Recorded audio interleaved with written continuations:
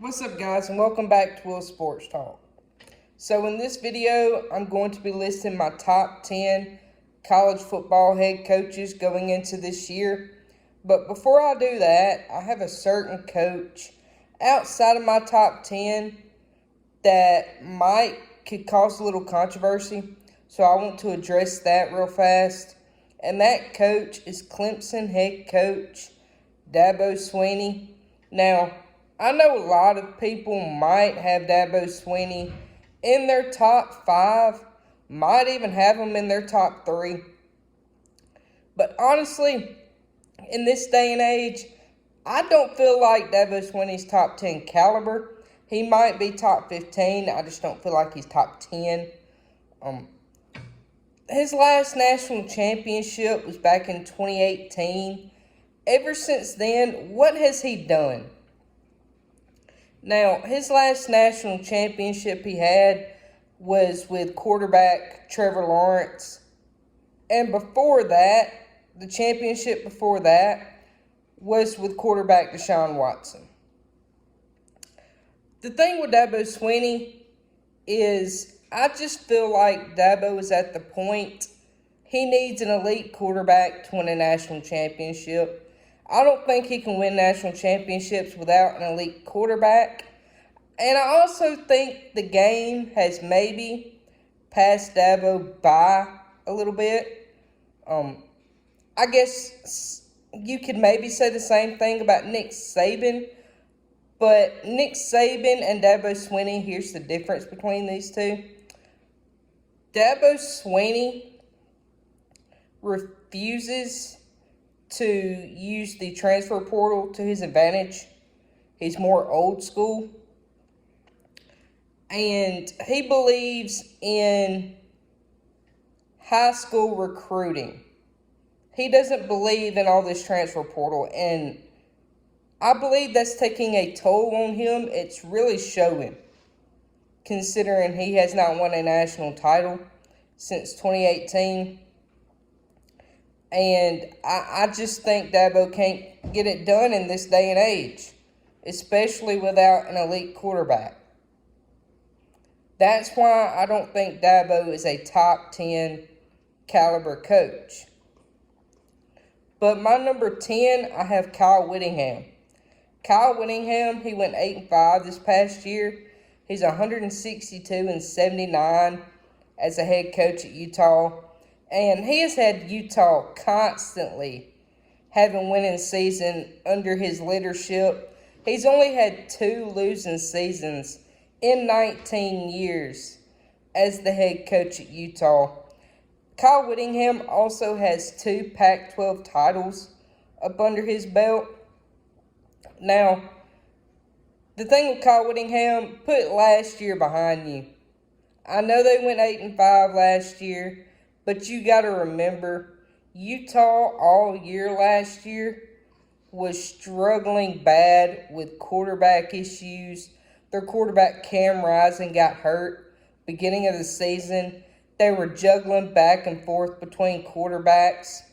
And coming into this year, they're going to have Cam Rising back. And I believe with Cam Rising back, Kyle Whittingham can get this team back in the conference championship contention and maybe into the college football playoff discussion. Now, my number 9 is James Franklin. James Franklin is 112-54 as a head coach. Now, James Franklin, don't get me wrong, he's a good coach. He's a good recruiter. He's had consecutive 10-win seasons. But the thing with James Franklin, my problem with James Franklin, he still has not proven to me that he can win big games. He has still yet to beat Michigan and Ohio State, neither one of them. He can produce all these 10-win seasons that he wants. But if he can't win the big rivalry games or the big games in general and win a conference title, he's not going to show nothing to be able to move up in this list. Do I think he's capable of it? Yes. He's just got to show it. But until then, I think 9 is the perfect spot for him. My number 8 is Ryan Day. Ryan Day, he went 11-2 last year. He's 56-8 overall as a head coach. Now, Ryan Day, yes, he's had multiple 10-11 win seasons. He's brought Ohio State to the college football playoff multiple years. He almost beat Georgia 2 years ago. His offenses for Ohio State, always top 10, edging top 5 in the country. My problem with Ryan Day is for the past 3 seasons, he has not been able to beat Michigan. He has not been able to beat his biggest rival. He's got to be able to get back on track and be able to do that if he wants to move up. And he's also 2-4 in bowl games and has not won a national title or a conference title since the COVID year. So if he wants to move up in this list, he's got to get this team back to beating his biggest rival, obviously, and get them back in the conference title discussion. Now, this year, I think is Ryan Day's biggest chance to do that. I think this is his best chance to do that because with this roster Ohio State has this year, I think he has a very good chance to prove it and prove me wrong for putting him number 8 in this list. My number 7 is Lane Kiffin. Now, Lane Kiffin led Ole Miss to an 11-2 record this year. He is 96-49 overall as a head coach. Now, Lane Kiffin, he's, in my opinion, one of the best offensive minds in the country. He's probably number 2 on my list. He leads one of the most explosive offenses in the country. He helped Ole Miss to their first 10-win season in school history and has won 10 games 2 of the last 3 years. Now, my issue with Lane Kiffin, he coaches too aggressive. Now, I've said this time and time again. Lane Kiffin coaches games like he has nothing to lose. Every year, it never fails. It never fails that Lane Kiffin will go into an important game, a big game, and do something stupid. Whether it's a certain call, certain situation, he will do something stupid to cost Ole Miss a game, an important game. And for that reason alone, now I think Lane Kiffin can get this team to the playoffs this year, considering the playoffs is moving to a 12-team model.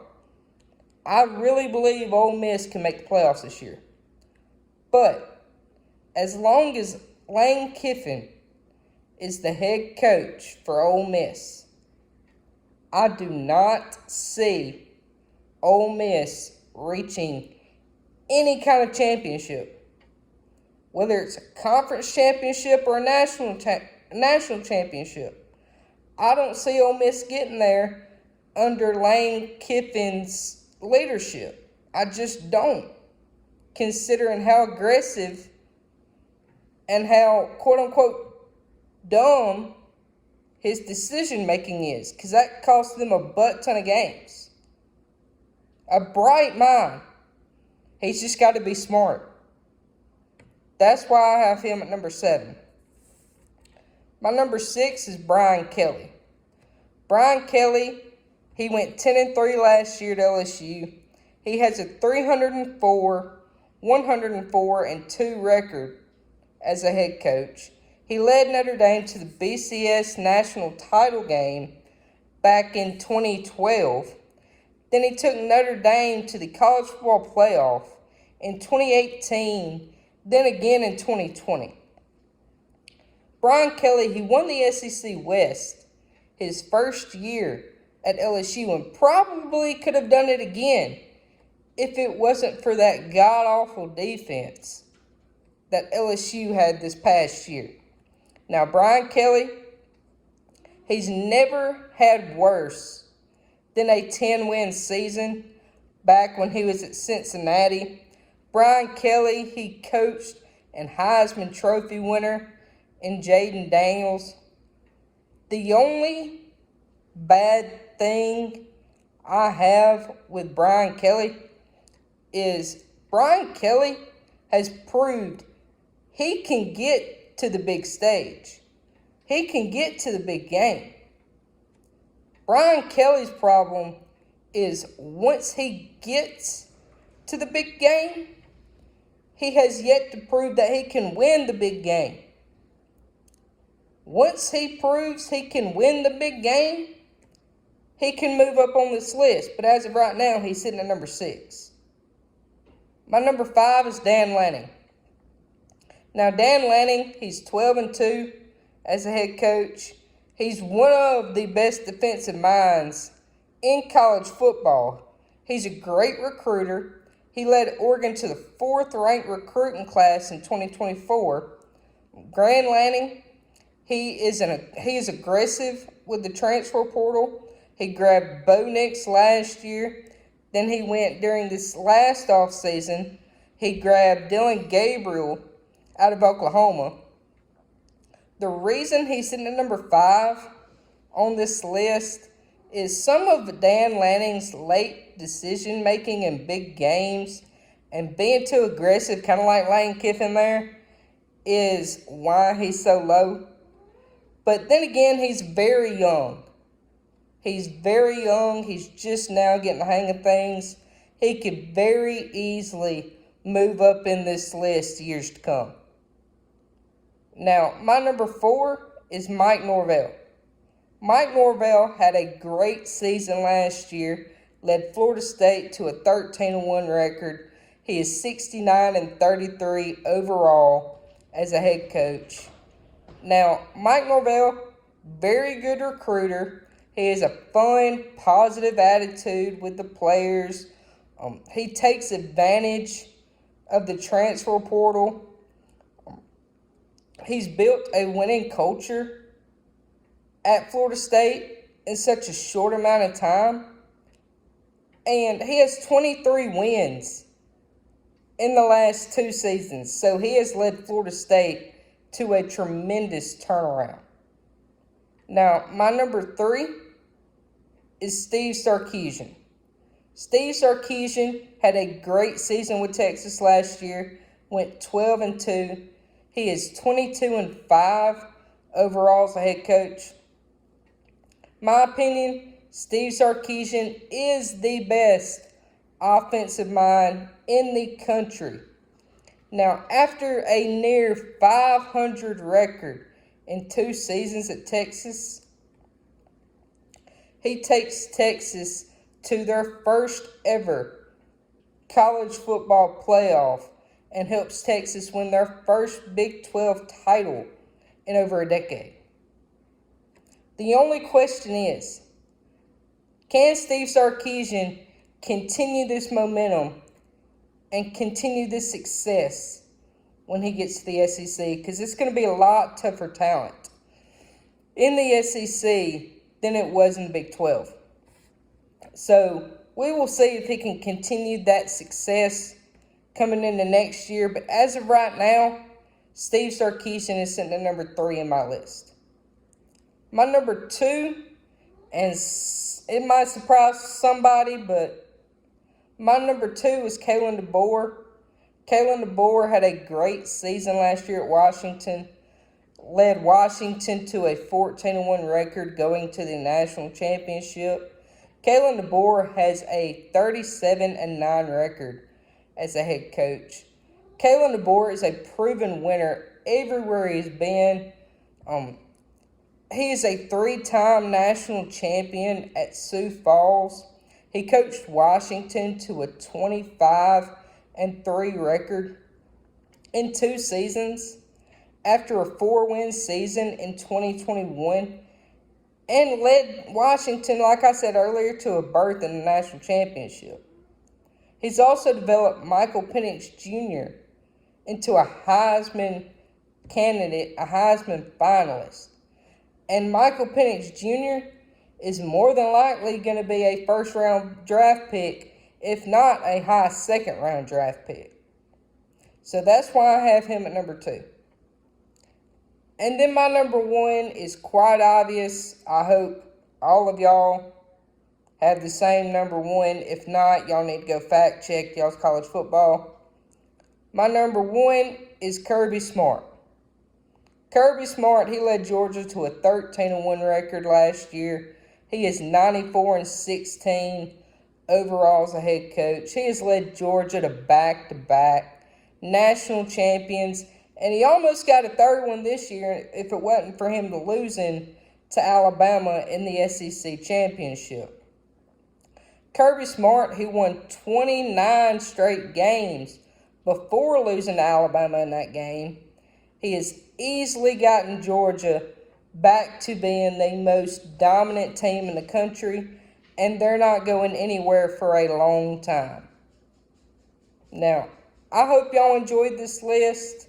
Let me know what y'all think. Y'all make sure to comment, like, subscribe. Would y'all do anything different? If y'all haven't, go make sure y'all watch some of my other videos. And I hope y'all enjoyed the video. Thank you.